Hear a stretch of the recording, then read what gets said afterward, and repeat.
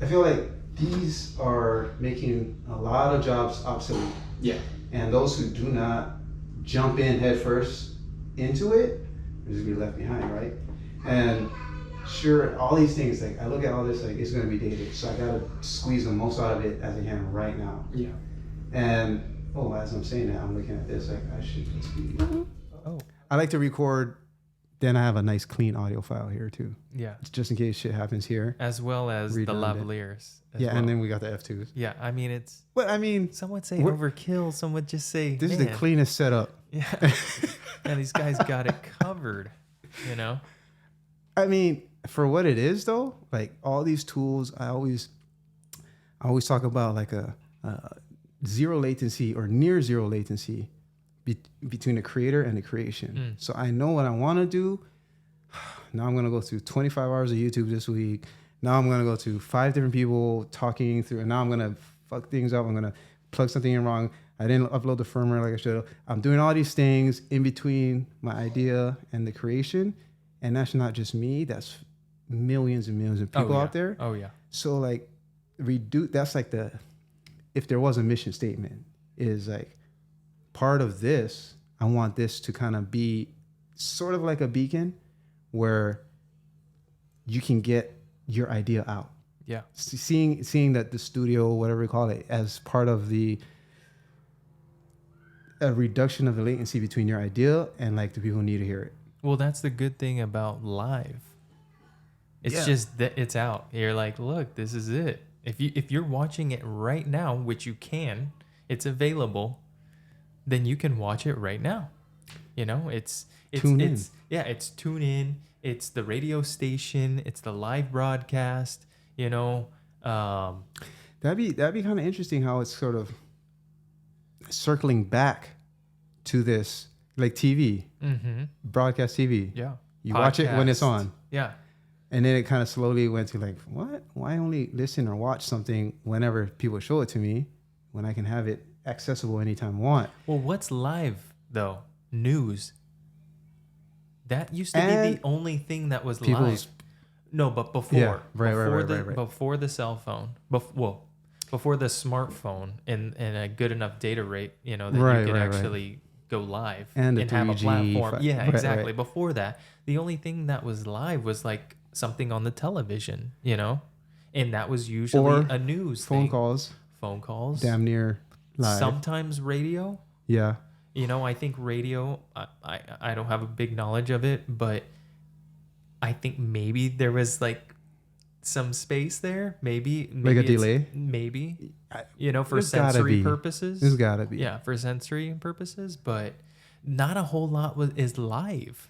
Now there is. Now people just go live. But that's what I mean. Yeah.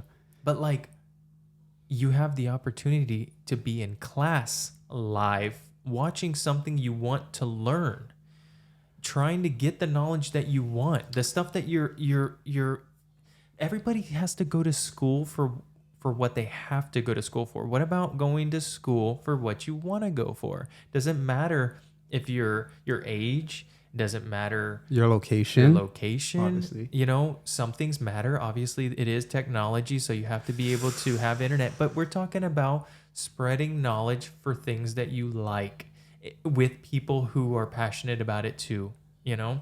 See, that's the problem that you're solving there is what we've experienced in trying to figure out how to work this damn piece of how to work everything in this freaking office.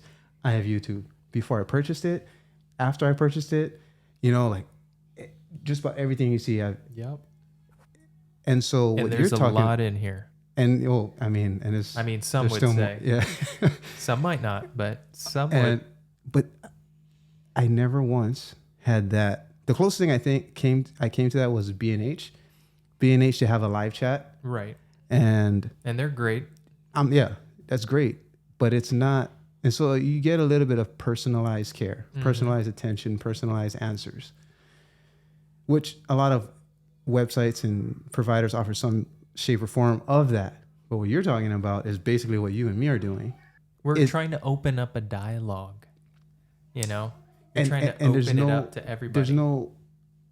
I made this for YouTube and packaged it up to favor the YouTube gods That's why I made this piece of education. But Right. really, you wrapped it in entertainment. Right. We're taking away that wrapper, and we're just giving that. I mean, that straight dope, that straight access. Oh. I mean, if you think about it, it's almost like how, what's that one tax service? TurboTax? TurboTax and stuff. Like a lot during last couple of years, that's all their heavy advertisement was, like personalized assistant, just Right. like video call. Like, yeah, we needed that. I'm sure a lot of people did buy into that. Yeah. But what if it, and it's solving a big problem because everyone doesn't know how to do their taxes. Well, and people want But- that touch. So if you can't be, how many people, customer service is gone, right? You go into a store and you're like, where is everybody? They're there, but there aren't as many of them. But for us who have grown Yeah, up yeah. around customer service, it's nice to have someone to talk to in person that you're assuming and hoping that they know what they're doing, because it used to be when somebody worked at an auto store, they knew about cars. When someone worked at a computer store, they at least knew about the computers that were there, you know? Now it's a little bit more loose because there's so much automation. Yeah, I get it. Business leverage out a lot of the, I don't want to say mundane, but you can be replaced. Right. And I get that part of the business model and strategy for expansion and all these other things. But the cost is exactly what you just highlighted, is when it comes to this interaction, I have a question, I want the answer. I'm There not aren't too sure if many. I'm not sure if I have it. They're not, well, I mean, like, even you just coming here today, even if there's a video I just didn't click on yet that went through everything I just went through, there's something that comes with, there's different kind of learners, right? Kinetic learners. Like, if I move my body, I'm going to remember it more Yep. than when I'm prone, I'm sitting like this and I'm watching, everything is focused on this little rectangle in front of me. That's different than plugging this in. Even if I'm just talking to myself, not to say like if you're invisible, but like if I was talking to myself and doing things, I'm sure there's a different rate of like proficiency acquirement, right? Than if I was to do it, let's say if I just words on a page, on a manual. That's why pictures are in manuals. Right. Like putting together this desk, for example. The pictures and the words and the way they label it, all these things, it could be the same information, but the way I take it in affects my performance, the results. And so I feel like that's that part that happens when you have a person in front of you. You get that full coverage, even though the same exact information could come to you in a video and a manual and freaking all these other ways that are cool. That actually is more efficient because it can serve way more people at the same time. But the limit that comes with a conversation in real time, the value in that is just immense. That, and it sounds to me like that's what you're offering, is like, that part is not just, it comes back to the online classes versus the in-person class. Oh, but we're What? taking it one step further, because this isn't just online. You're giving somebody, you're opening up a conversation. I think you really hit it when you said people learn differently.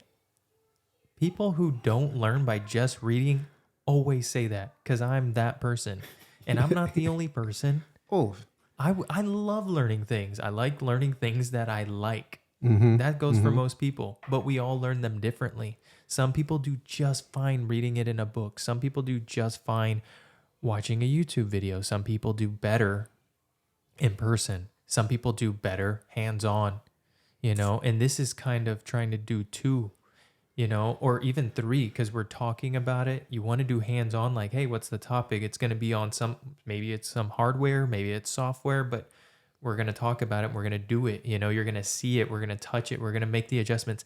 How many YouTube videos have you watched? I'm guilty of this, where I'm watching something on, let's say, a camera setup or making adjustments. I just watch the video, but I'm not making the adjustments as I'm watching the video. It's like, what are you doing?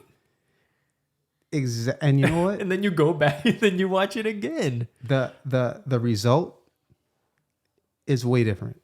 Yeah. Right? The result could be a subscribe. Great for you, creator, right? The result could be No, I clicked onto another one of your videos.